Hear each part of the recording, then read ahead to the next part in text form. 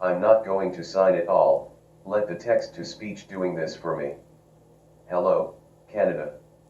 My name is Timothy Quill. I am a First Nation man from Yellow Quill, Saskatchewan. I have been patriotically showing up at the rally for every Saturday since December 8, 2018. I devoted my times in Outlook, Prince Albert, and Edmonton for the rally. We are not about oil nor anti-UN rallies, they're do more than you think. I would like to address some issues hear me out. This non-parasite political movement is not for the political gains, however, this movement is hijacked with the political gains and oil. The political speakers has been driving the people away from knowing the true roots of Yellow Vests movement since one day, and the media is going along with it. They claims the voting is only a revolution and the way to saving Canada because they do not want us to discover the power ourselves. We need to leave the political gains behind because this is how this leading us to arguing with each others instead of uniting with each others. Let's get back to focus on kicking the globalists out of our backyard and restoring the broken system. We need to think like Iceland and France. We the people wants the power back. There is still hope. I know Iceland's citizens started the non-parasite political platform and forced the resignations of their prime governments, arrested the politicians and bankers, separated from the crown, and their debts were wiped off. Iceland did it. Switzerland's direct democracy system is doing pretty solid so far, so can we. I know Wikipedia reports that the Yellow Vests movements have referendum initiated by the citizens. I clicked the highlighted blue rig. I will quote this for you. The proposed process is a direct democracy mechanism that allows citizens to petition for a referendum without needing the consent of the parliament or president. Similar referendums are used in around 40 other countries, including Italy, Switzerland, Taiwan, Venezuela, New Zealand, and in the U.S. state of Oregon.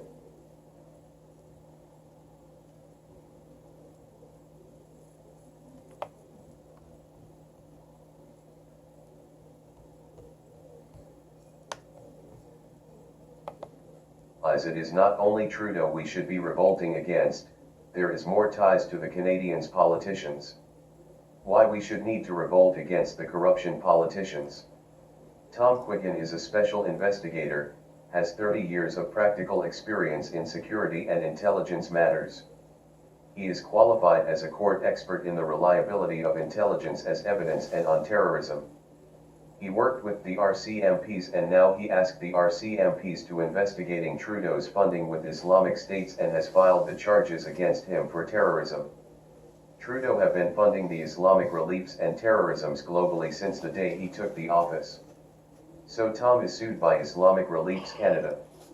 He started this GoFundMe campaign in an initiative he calls Operation Kill Switch, to bring his evidence to the Superior Court and on the public record but requires funds to be able to make this happen. The evidence exists, yet without a carefully crafted defense, the evidence could get suppressed. Let's help defending him and funding his campaign to keep going, he may be our only hope. YouTube banned Tom, and Facebook will ban him too but he tweets daily.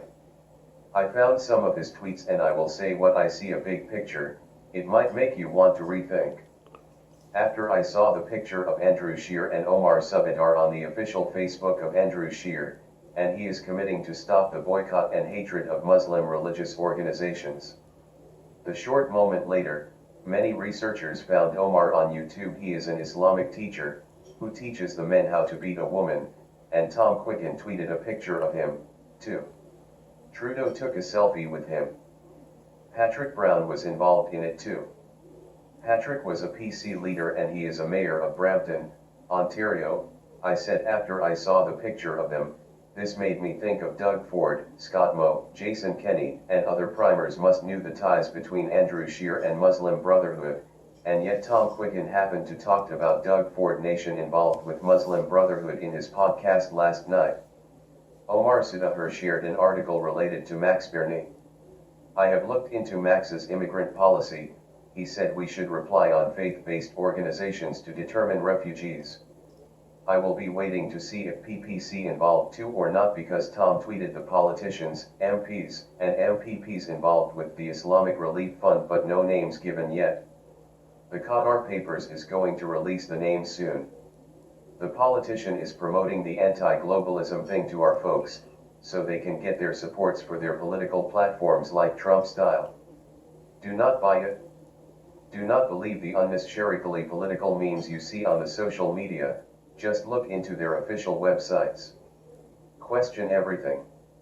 Stay informed.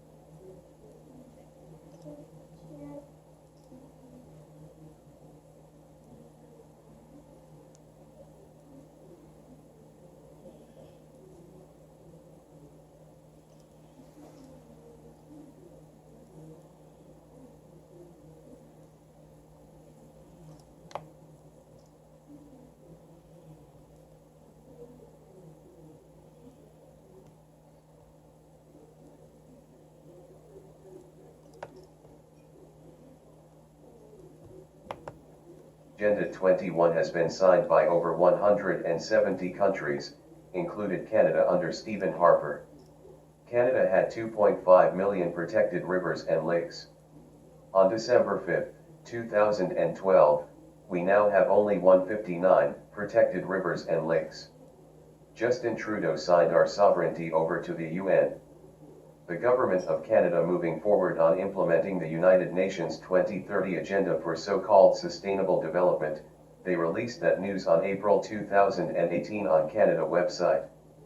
Agenda 21 has been in full effect and Agenda 30 is going to be in fully placed. I read an article called The United Nations 2030 Agenda Decoded. It's a blueprint for the global enslavement of humanity under the boot of corporate masters. This document is on Canada website, and this document describes nothing less than a global government takeover of every nation across the planet.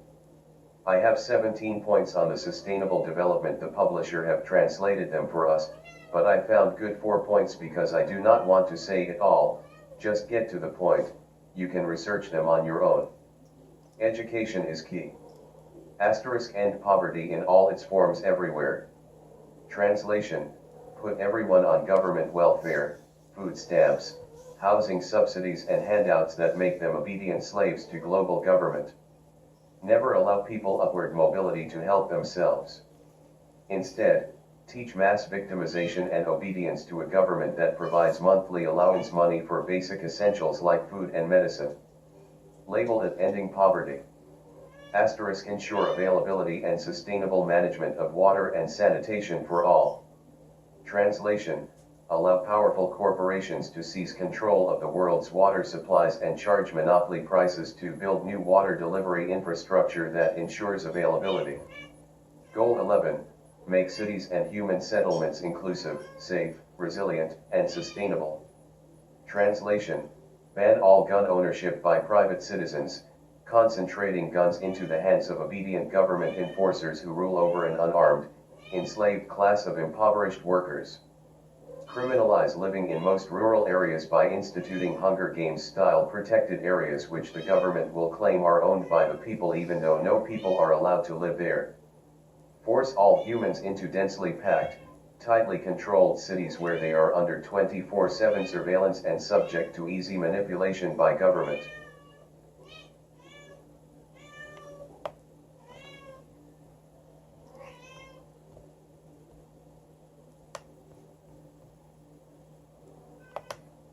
and sustainably use the oceans, seas, and marine resources for sustainable development. Translation: ban most ocean fishing, plunging the food supply into an extreme shortage and causing runaway food price inflation that puts even more people into economic desperation. Criminalize the operation of private fishing vessels and place all ocean fishing operations under the control of government central planning.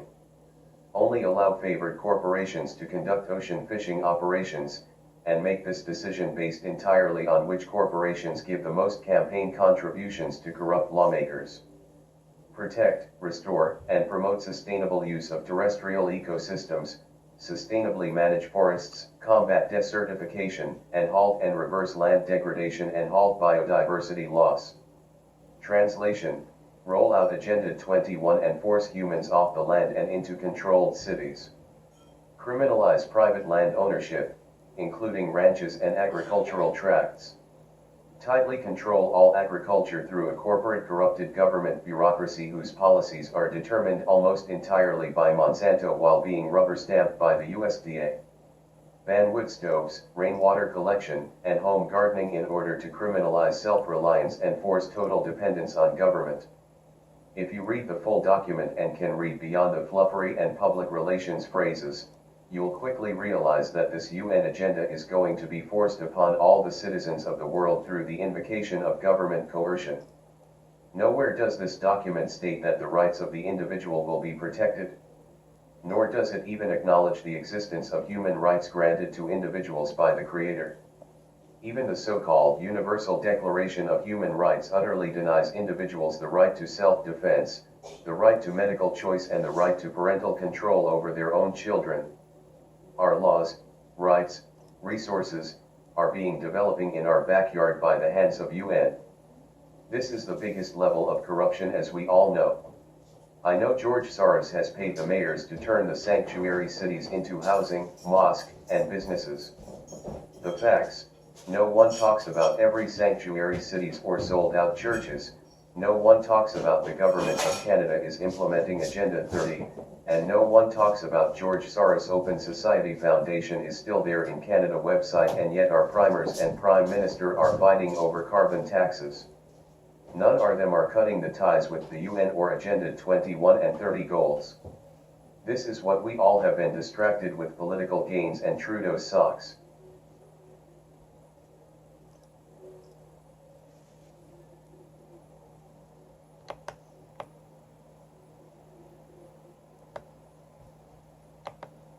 Think a big picture and not get played in the chessboard again. The truth is, no one is above the laws. No one. Does not matter what color you are, this is about preserving our values and way of life. This is about saving our children and grandchildren from this crazy system. We need to get united and change the world with love and peace.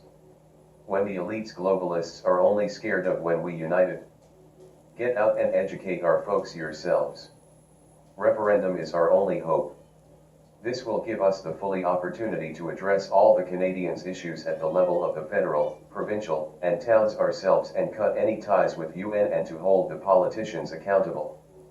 We have to take the responsibilities into our hands now. Please do not put our children's futures and ourselves at risk. Our futures depends on it. Time is running out soon, folks. Think about it. That's all I spoke from my heart.